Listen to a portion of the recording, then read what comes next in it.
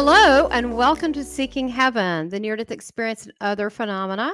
I'm your host, Tamara Caulder Richardson, an evidential medium, Christ Chandler, an ultra-dimensional communicator.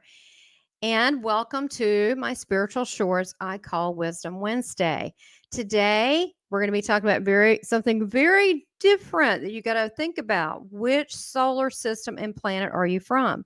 So before we begin, make sure that you subscribe, like, share with your friends, and also consider being a channel member. It starts as little as $2.99 all the way up to $24.99, where you can meet once a month with me, and I go over any type of intuitive or spiritual questions that you have as an intuitive life coach. Of course, I am a high power clairvoyant and evidential medium, but we go over these things once a month. So do consider being a love leader, or any amount you give is very much so appreciated. So let's go ahead and start. I wanted to talk about which solar system and planet are you from?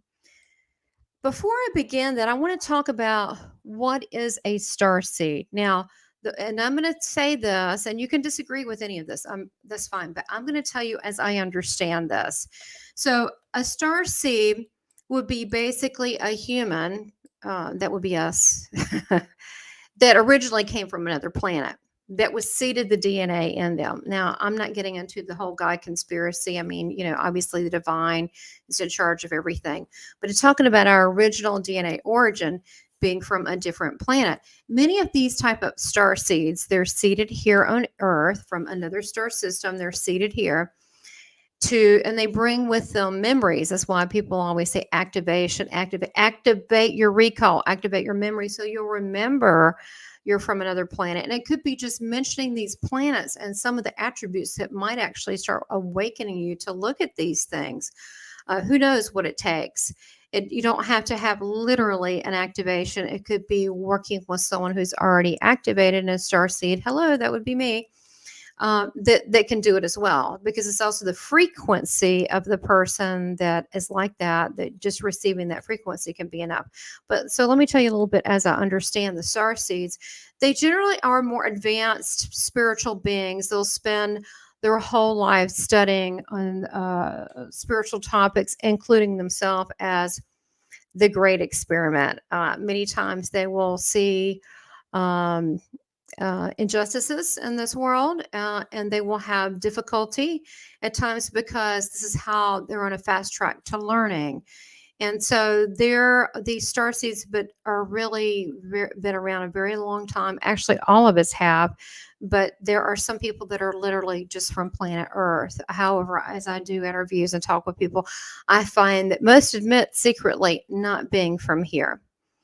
And since my DNA activation, I guess now a year and a half ago or so. I mean, I've been awakened for some time, but getting the DNA activation from a Palladian, yeah, something unusual topic that doesn't always come up. But since that, I can now see, and saw it before, started happening many years before, but I can see more clearly, generally where someone is from. It does, it's not always, because there's hundreds and hundreds and hundreds of galactic races. So I don't know them all. And this is something that, that it will unfold and come out. And we've been many things. Let me start by saying this. I have done many hours, 375 hours or so, a past life, in between lives. And I have seen for years ago, okay, 30 something years ago, I would see different past lives in session. I would see different planets. Some were here, and then some were on other planets. I would see technologies that we have not discovered yet, and so forth.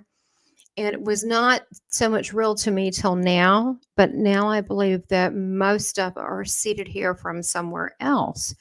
And that I also believe our galactic families, that's not mentioning our families here, right? Our families and our angels and our guides and all that are not looking out for us. They are, but I also think our star families kind of keep track of us, because they have a way to know who's got their DNA seeding, if you want to call it that.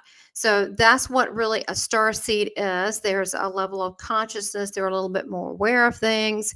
And you might even hear people talk about Christ consciousness, and that's just a level. We'll talk about that, where certain star systems are, they're more in line with the teachings of Christ, okay? And which is a good thing, right? Well, good news. So let's go ahead and start with different types. First of all, so we talked about starseed types. Many of them, and I just want to clarify a couple things before we get rocking and rolling, is light workers. And you've heard that, but that's basically people that are healers, intuitives. Maybe they work with crystals, maybe they work with plant-based medicines. Depending what they're doing, uh, they're helping humanity. They're moving humanity forward. And of course, they're also in the spiritual path, and they put that as a priority. And so you probably know a lot of light workers. It can also be people that channel beauty in this world, such as artists or architects. And they usually stand for truth and in a utopian world. So that's where you're going to find your light workers. So with that said, I'm going to mention a few planets. This is not all of them, but this is just a few planets that you might be interested in hearing about. So here's the first one. So my favorite today is Syrian. Now, I have had many past lives of, including one life where I ran. It was very involved, where I was actually a reptilian, but I was trying to turn the planet into helping other planets, this one in particular, to help the technology to grow food very quickly because they were starving. And I was trying to sell the whole idea of brotherly love. It wasn't popular with everybody because we'll get to that, but that's a lot of the reptilians are more self gain and greed, and so it wasn't exactly popular. But before that, I actually remember my in between lives with Dr. Linda Bachman. It's very well known, who studied with Dr. Michael Newton.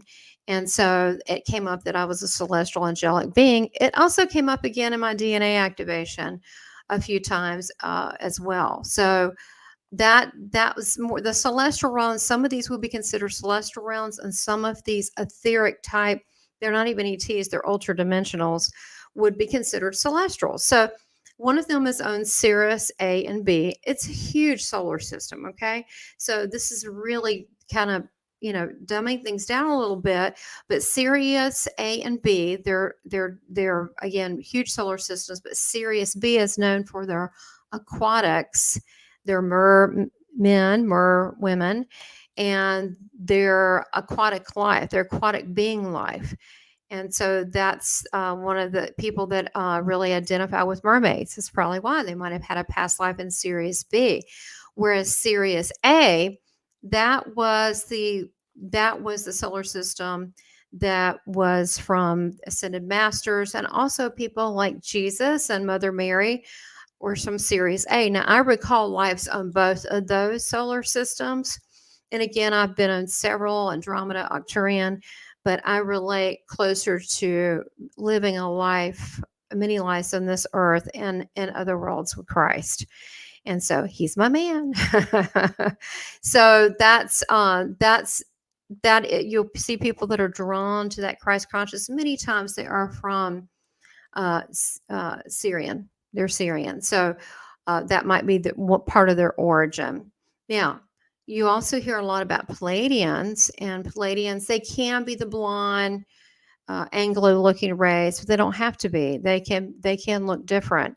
But a little bit about the Pleiades, it is a star cluster. So again, it's huge again. I mean, these planets and solar systems are huge. So this is just a little nugget of kind of what's there. But they're also known as the Seven Sisters. Oh, and I forgot to mention that Syrian, it is the shape of the dog. Sirius is the shape of the dog, and the astrological. If you look in the sky, it looks like a dog, which I love dogs, so it works out great.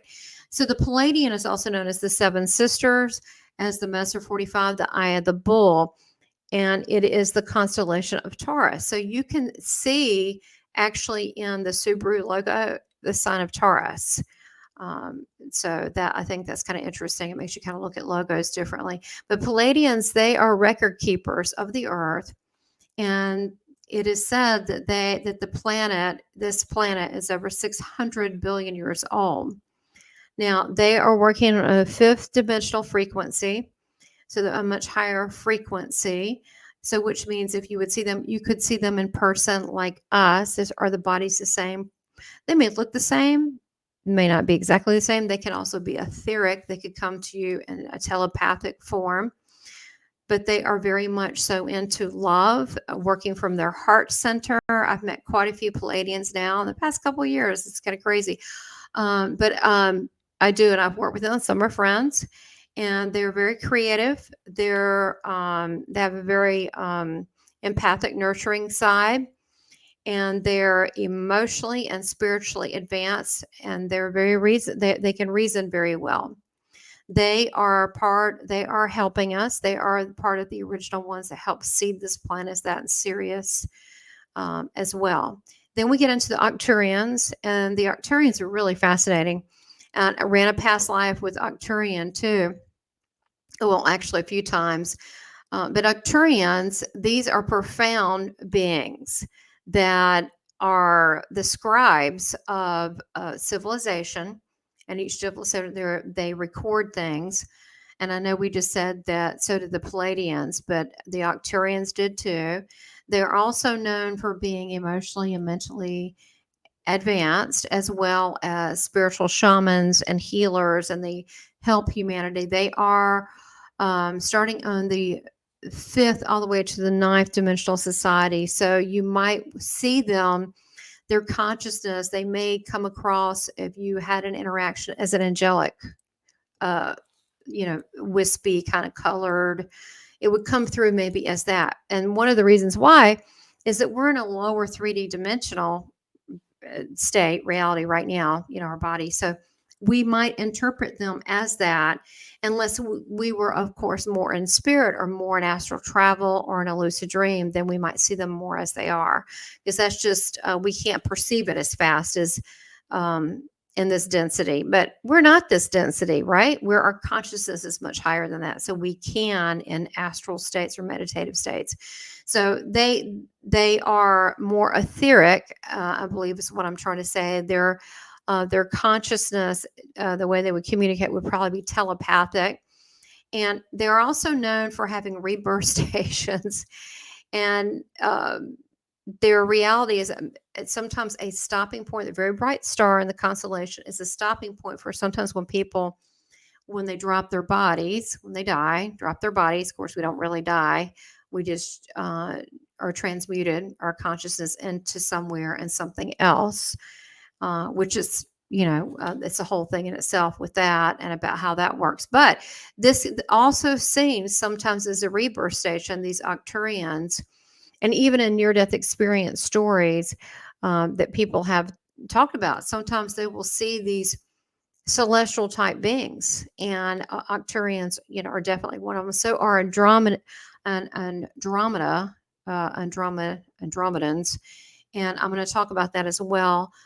And the Andromedians, they are some of these are very similar but yet different. So there is overlap. All the races I'm talking about now, the galactic races, are very much so into the law of one, the one God, love, unity. They don't, it wouldn't make sense for them to create tragedy or pain. They're not working in that vibration. They're actually working higher than the Earth's vibration, but there are still people here that are like that work in that, but they're a higher vibration. So they are loving. They communicate telepathic. They have the galaxy. Andromeda is actually a spiral shape. And so some people might be attracted to that spiral. I used to collect spirals all the time. I don't know why. Like that shape, and it could be that's another way to see that might interest you. We have clues that things interest us, whether it be on movies or whatever it is. And there are clues that if you start looking, you'll start to see it'll just trace it back. maybe where you might be from, or places that you've lived. So these beautiful beings have one mission, and that is to bring peace and love to all the races, especially those that have been enslaved by lower level races that are more aggressive, which I'll talk about that in a minute. Most are not, though. 95% are not. They're loving and benign. So they're heart centered, much like, again, Pleiades are also heart centered, and they're intellectually as well as scientifically and mathematically advanced. They're also masters of sacred geometry and quantum physics. So this is something that you can see with that. Also, I mean, the Arcturians are too. They are also very well known for the math. I mean, a lot of these are. I remember when I ran my Arcturian, not Andromeda, but Arcturian, is that I remember when I was tall, thin, bigger head, and I was in a pyramid working with the elements of water and earth, and I was putting part of the intro of the Seeking Heaven channel is that light that goes to the pyramid actually was sourcing, creating natural elements to source energy to power things.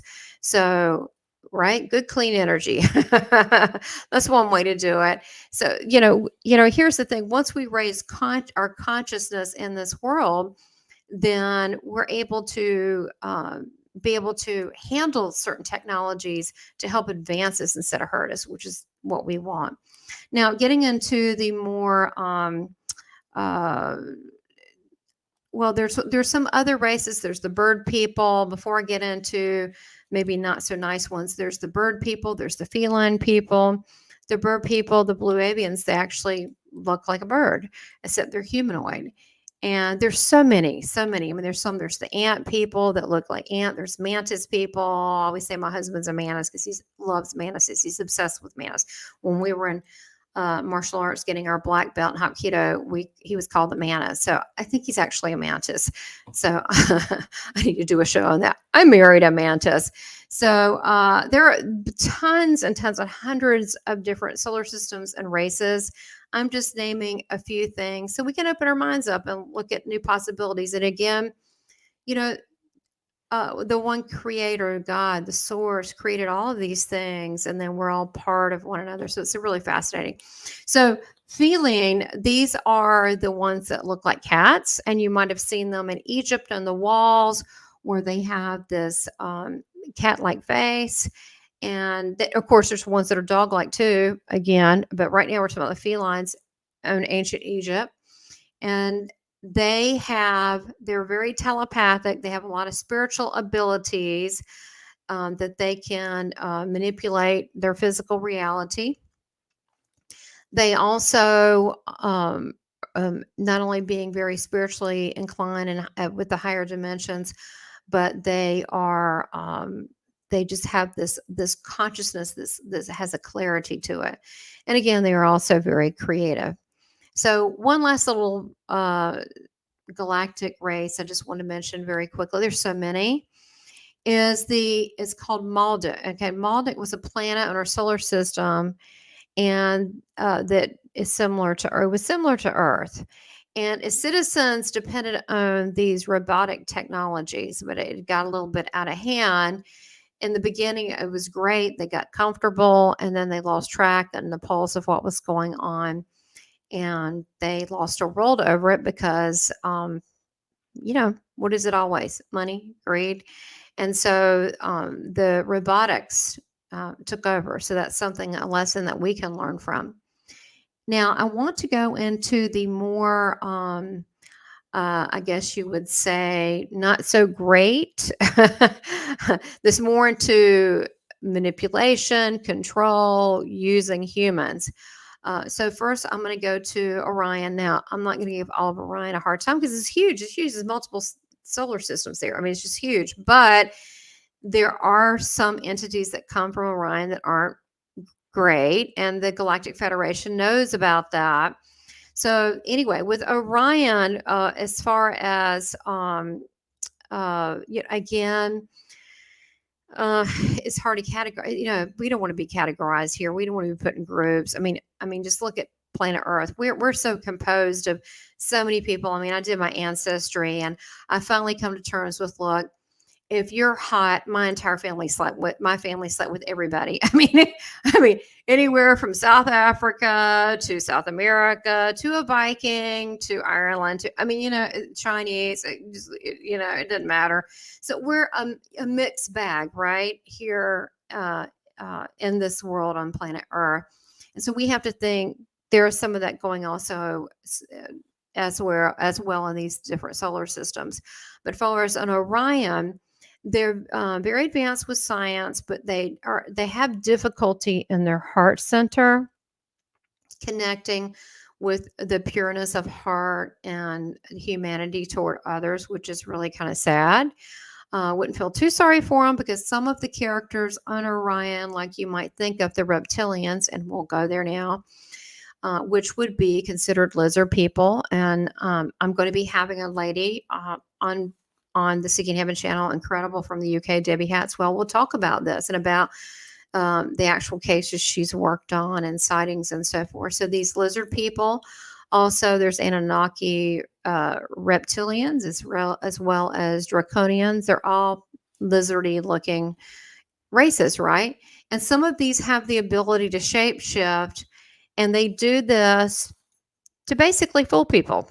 I'm just going to tell you, they fool people. They're here for their own self gain, whether it be wealth or their own indulgences.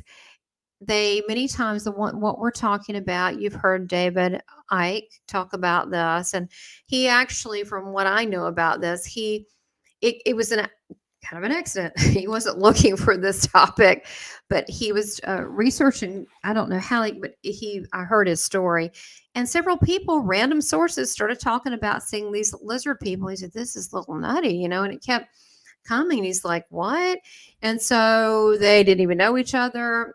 And he started looking into it, and he started going, this is a thing here, right? So some of these reptilians are here on planet Earth, just like other races are in other galaxies, but they're here too. And some of us are those people too, but we forgot. I know it's complicated. So, but getting back about the David Icke reptilians, he uncovered that they're here for political power, as well as being an influencer. So I don't know, maybe celebrity or politician, who knows, something like this. And some of them can alter their appearance and present themselves in a cloaked manner. So you see someone really, whatever, nice looking, and not that, something really scary looking. And they do this. So it's shapeshifter. Now I will tell you this. I didn't really believe this either way. Okay. This is this past year, I guess. It was this past year, maybe 2 years. I have a couple councils. I don't like watching the news. Okay. This is not my thing, but my husband does. So sometimes he'll want to turn it on for a few minutes, and I'm like, okay, because, I can't have it all be about me. So I was like, okay. And on there, I was like, oh my God, it was just like, it was national news. I don't even remember who the person was on either one. I really don't. But I remember they were Congress people, and they were not in my state. I'm not saying my state doesn't have reptiles. I don't know.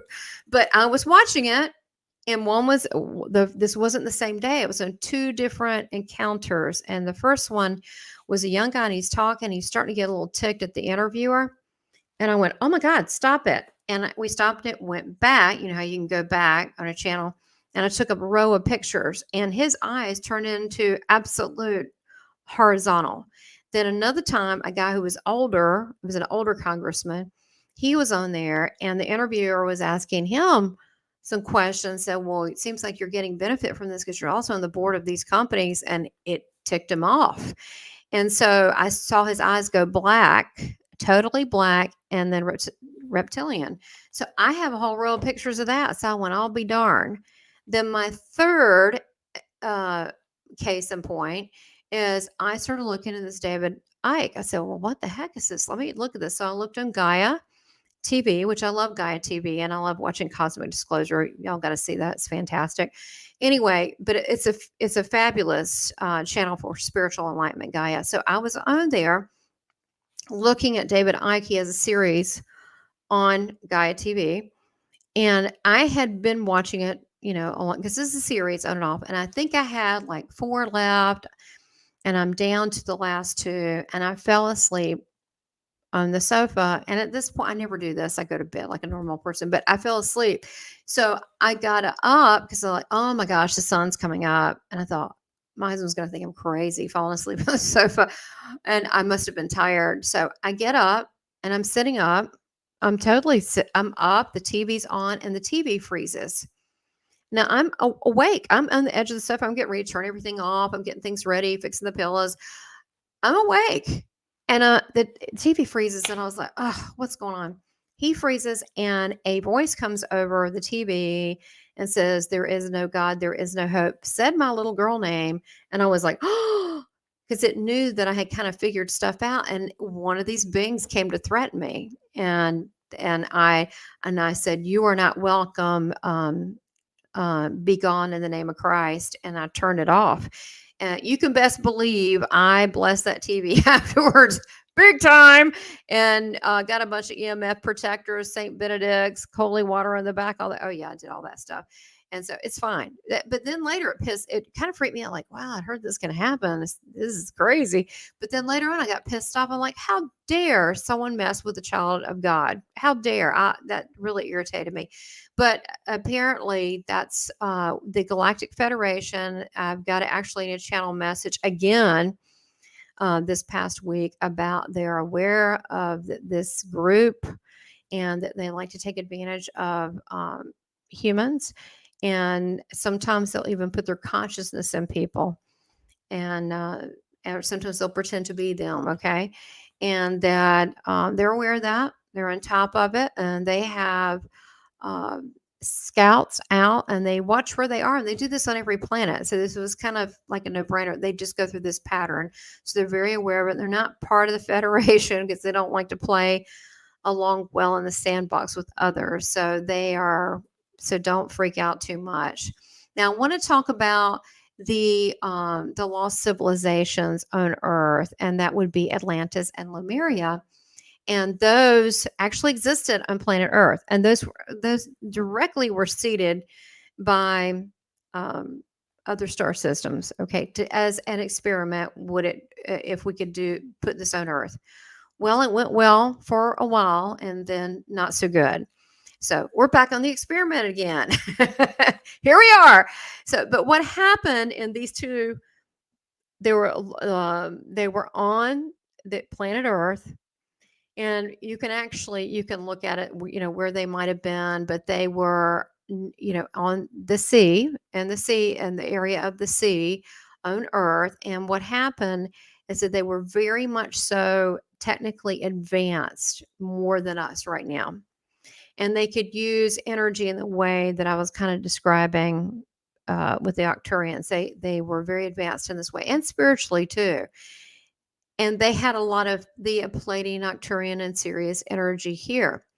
So they flourished for quite a long time. And then they were both devastated. They both had destruction. I mean, literally, kaboom, they were gone. And so even just thinking about Atlantis, I want to cry. So I have a very difficult time even just talking about this. But they had tremendous innovation and technology, and also culturally, how they had a system of government that worked.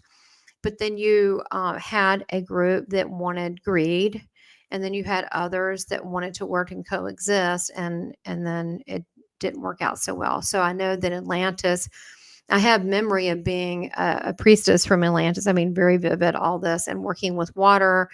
And there was also water beings there, and empowering the city and working with other oracle women. Women were like the thing back then. They wasn't male run, which I love both, male, female, I don't care, but it was just more of a matriarch society. In certain words, like Lemuria for sure was. Now, there was an aggressive nature to the Atlantis thing. There's no doubt. They were a lot of women in charge, but they were alpha women, so more like, I don't know how big they were, not really big, but more like Amazonian kind of thought process, where Lemurian was a little bit softer. However, these almost made it, and people do have a lot of memory. And if you mention these places, people get very sentimental about it. But if you're one that loves mermaids, that loves one of the places I loved, I mean, it's old, is this old movie. I was a little kid. I was really, really, really small. I started coming out of the hatch watching sci-fi and so forth. But I used to love that show, Logan's Run, because it was all inside. It was kind of, where it was surrounded by, it reminded me the bodies of water in it and the way it was contained and structured. It reminded me a lot of Atlantis and Lumerian. Um, it had that kind of feel to it. But some of you, when you look at uh, whole track or other solar system artwork that you see people do, or sci-fi stuff, sometimes that will trigger you as a recall. So I always tell people, don't, there's no need to freak out. If just let things unfold, let them surface, let them come through, and then let your galactic self be present, because we are from different places. That to me does not take away that, God, the divine, or even Christ. It actually enhances it, because I'm like, wow, the world is so much bigger than I could ever imagine, and so are we. And God has a plan for each one of us, and where we seated and where we came from. But I guess what I'm saying is we need to really question our true history and really start looking at our galactic history. And to find out more about these galactic races, I recommend for you to look at my past guest, Craig Campobasso, to look at his book, The Extraterrestrial Species Almanac, the ultimate guide to Greys, Reptilians, Hybrids, and Nordics. See, we didn't even talk about the Nordics or the Greys, but he has 85 different races in the book. And actually, when I read it and I had him on as a guest, you can see Craig Campobasso below and the links below where I had him as a guest. Phenomenal. There's 2 shows. You got to check it out. It's phenomenal. He actually goes into a lot of detail. And I told him, I said, in between break, I go, this is channeled. He goes, yeah. And so I was reading it and I had got it on my Kindle and I was like, oh my gosh, this is for real. And so it's very involved and very detailed. So I recommend that you get his book, and you can also see his website below, or you can get the book directly and he'll sign it. So I hope you enjoyed today. If you have any questions or comments, put it below. I'm wishing you much love and starlight.